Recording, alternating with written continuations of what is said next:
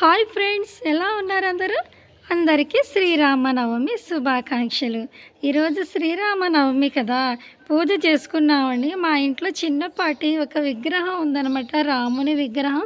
భద్రాచలం నుంచి తెప్పించామన్నమాట. మేమే వెళ్ళాము, అక్కడ నుంచి తెచ్చుకున్నామండి. పూజ గది ఇంకా రెడీ అవ్వలేదు, అందుకని చెప్పేసి ఇలా ప్లేట్లో డెకరేట్ చేసి పూజ చేసుకున్నామండి. బాగుంది కదా. శ్రీరామరాజ్యం శ్రీరామరాజ్యం అంటూ ఉంటాం కదా.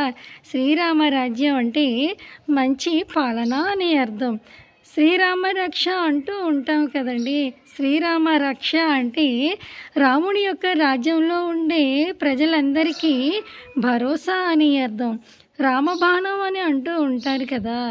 రామబాణం అంటే మంచి గురి అని అర్థం. అంటే రాముడు ఏ పని తలపెడితే ఆ పని సక్రమంగా వ్యవహరిస్తారనమాట. శ్రీరాముని జీవితం మనకు మార్గదర్శకం. నిలువెత్తు ధర్మం రామచంద్రుడు. రాముడు విలువల బాటసారి, ధర్మ దీక్షాపరుడు.